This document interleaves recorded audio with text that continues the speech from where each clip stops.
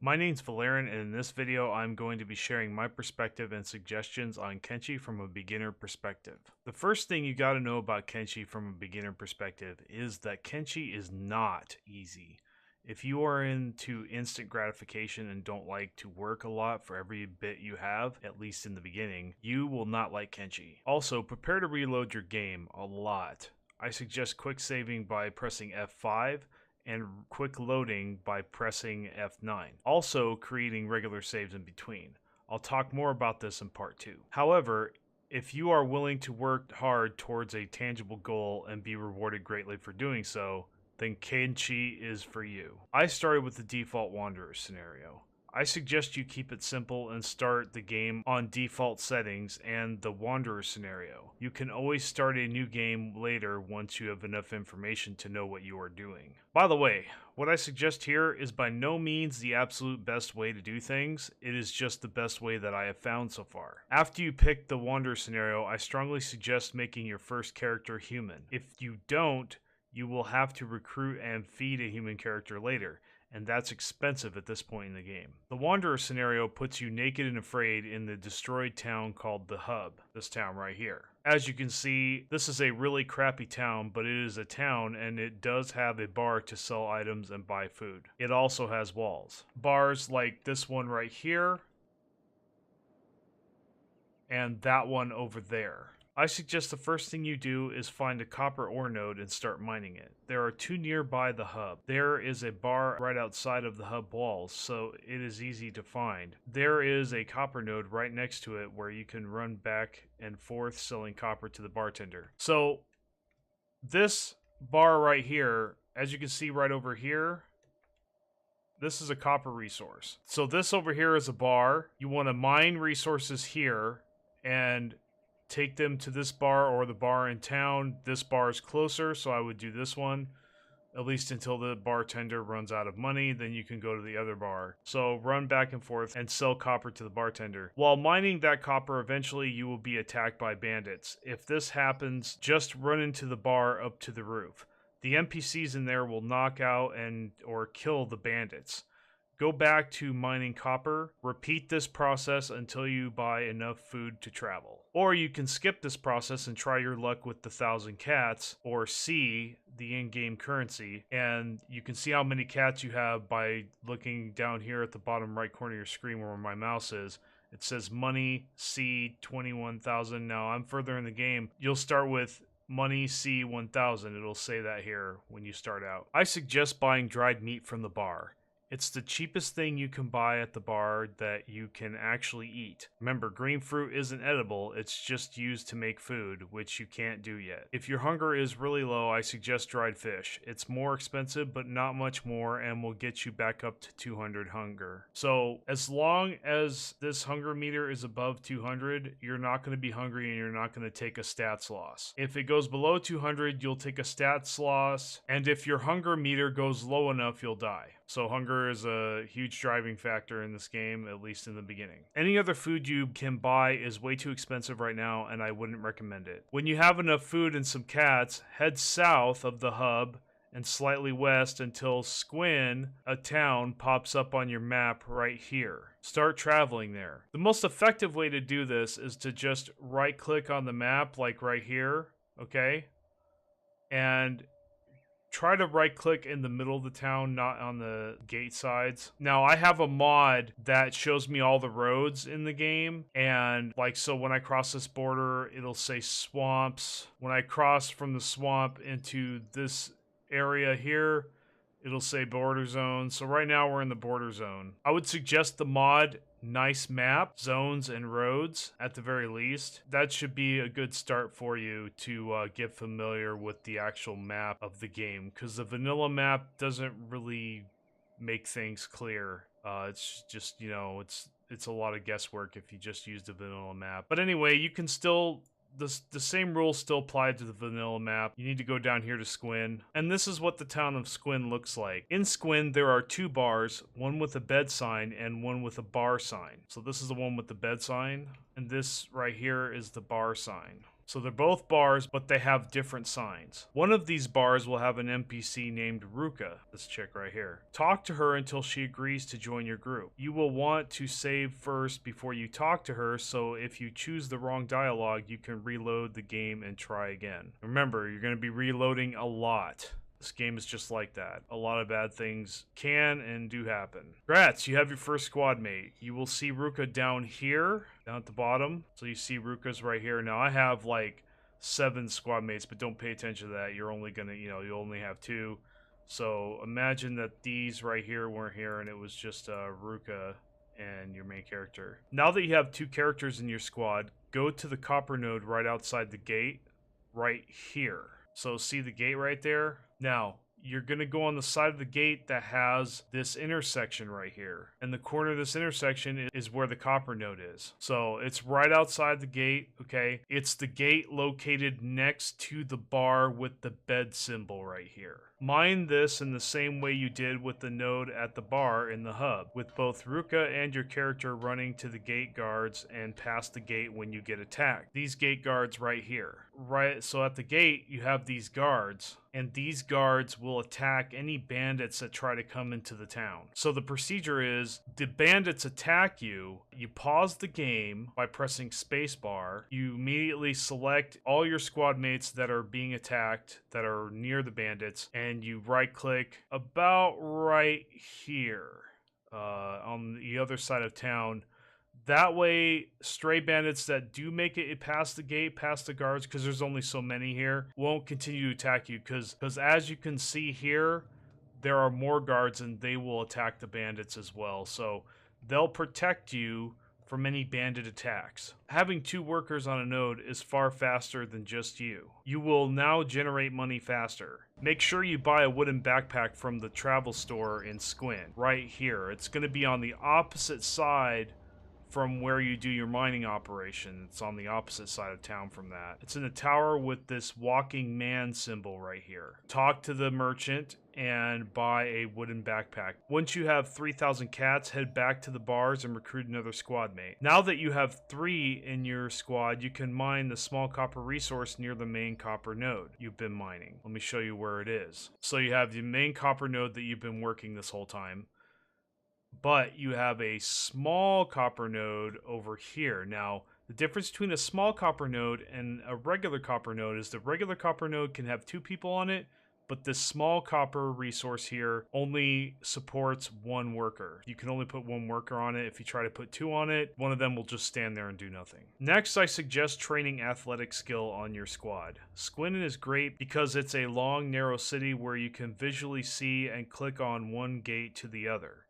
Let me show you. So I have this character named Fumin here. So as you can see here, you can see across to the opposite gate on the opposite side of town. This is a pretty long distance and it's perfect for running your characters back and forth here. When you start the game, you pretty much don't have any athletic skill and you're pretty slow. Most groups can run you down, but your athletic skill does get higher very quickly, depending on how much you've been running. Squin is a beautiful way to level up your athletics without the risk of being attacked. So you can visually see one gate and the other. So I can select him, right click on the opposite stairs right here, okay? He runs all the way over there to that stairs, as you can see here. And then I simply right click here and he runs all the way back. You can select all squad mates at once or do one at a time while the other 2 mine. And you select them by shift clicking each portrait like this. Now, if I were to tell them to move somewhere, they would all move together to the same point. Also, another thing you can do is when you have multiple squad mates, let me get another guy over here. So I have these 2 selected and I'm gonna run them and watch what happens. See, one of them is outpacing the other and going faster. Now, if you go to the bottom right here and you click this arrow right here, you see the running symbol and then the 2 people symbol. Click through until you get this symbol here, the running people symbol. Whatever squad mates you have selected, when you have this selected as well, and you right click somewhere, they will run at the same speed and they will not outpace each other. They will not run ahead of each other. They will stick together, which is really important and really cool. So I encourage you to use this. while leveling up your athletics skill. So you just keep right clicking back and forth, back and forth, back and forth. And you're going to want to do this for a while until their athletics level is up. Now you can look at their athletics right here while they're running, or you can go to statistics and look at it here, right over here, athletics. While you're doing this, in case you didn't see me do it already, you want to put it on fast, the 3 arrow button right here that my cursor's on. You want to click this while you're running back and forth because it takes a long time to level up the athletic skill. You're going to be using this a lot for boring humdrum, like waiting for, you know, them to run back and forth across town to level up their athletic skill, sneaking around to level up your stealth skill, just things like that. I strongly suggest if you level one at a time that you train your human character first.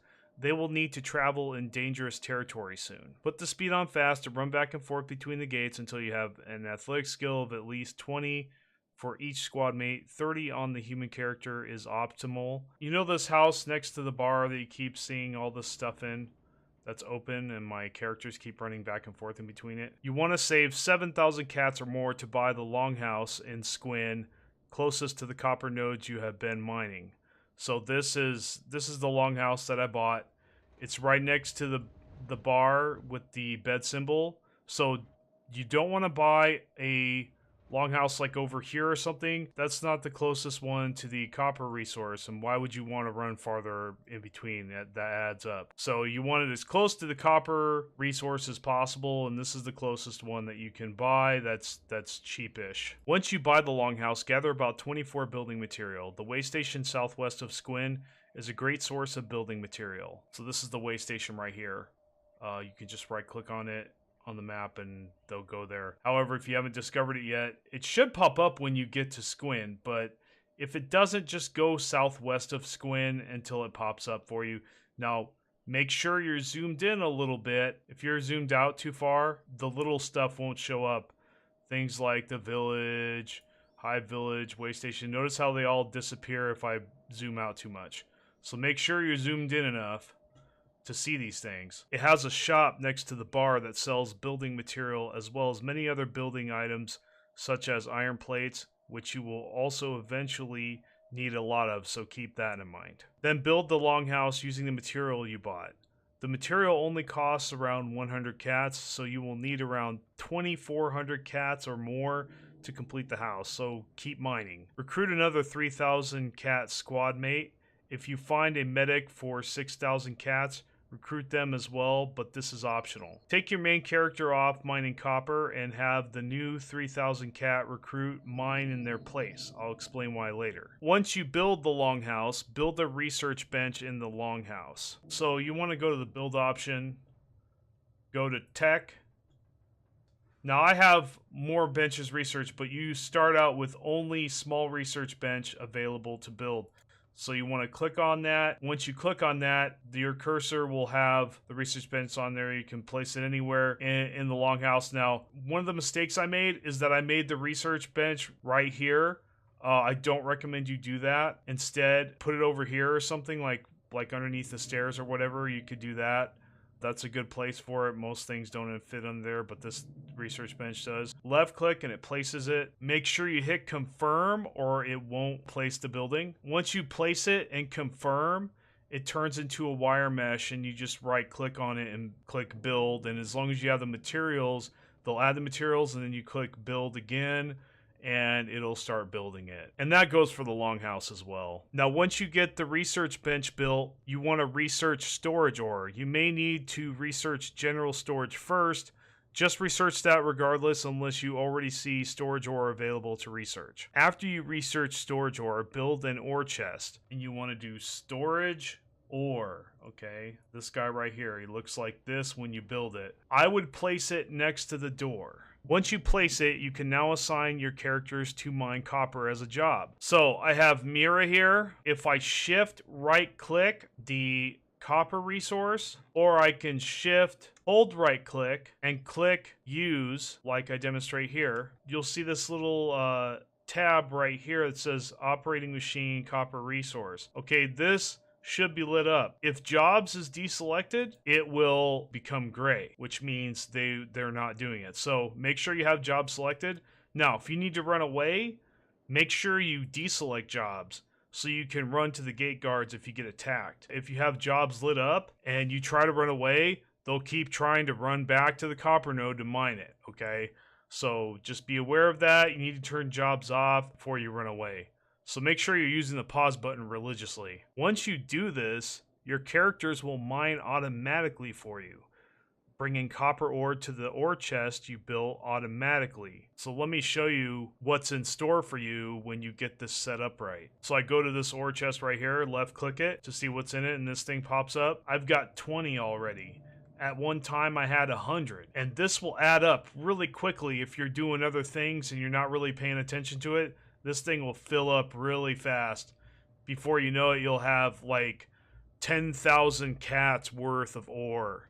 That's really important. Congratulations, you now have passive money generation. All you have to do is every once in a while sell your ore to the weapons merchant across the street who carries around 25,000 cats.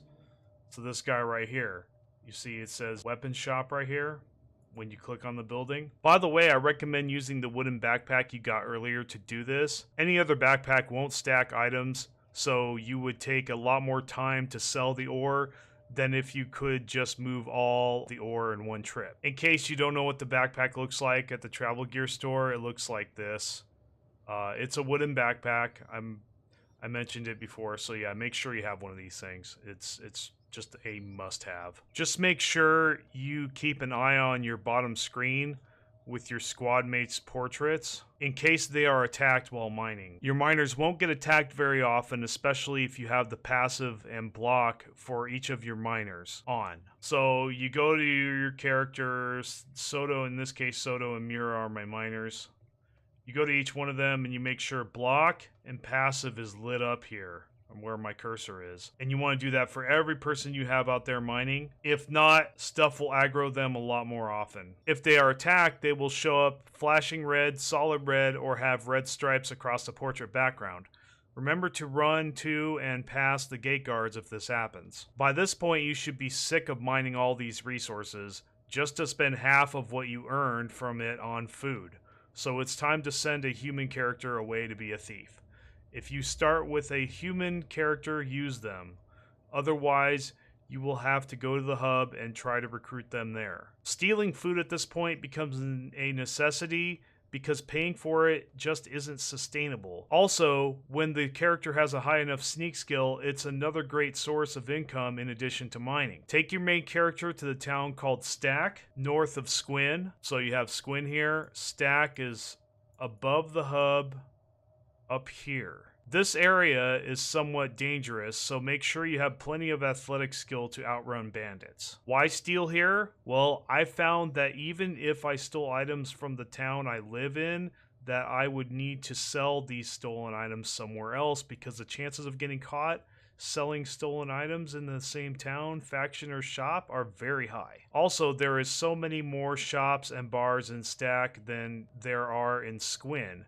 And Stack has a lot more food. Also, guards in Squin make smuggling checks seemingly a lot more often than the guards in Stack do. So basically, don't shit where you eat. But if stealing in Squin isn't a problem for you, by all means. A lot of this game is just doing what you want and trying out new things. So you don't have to do everything exactly the way I say here. Like I said, this is just what I learned. My experience may not be your experience. Again, I'm just sharing what I did. At no time am I saying that my way is the best way or the most optimal. Again, this is about what I learned and giving you a start that will get you past the what the hell do I do phase of this game. I don't know about you, but I'd rather get on my feet first and then decide what the hell I want to do in the game, especially when I'm more informed about the basics of the game than just sitting there aimlessly scratching my head. In the next video, I'm going to show you what I learned about stealth, sneaking, stealing, and lockpicking. I have a Twitch channel. Come pay me a visit and say hello. Links in the description.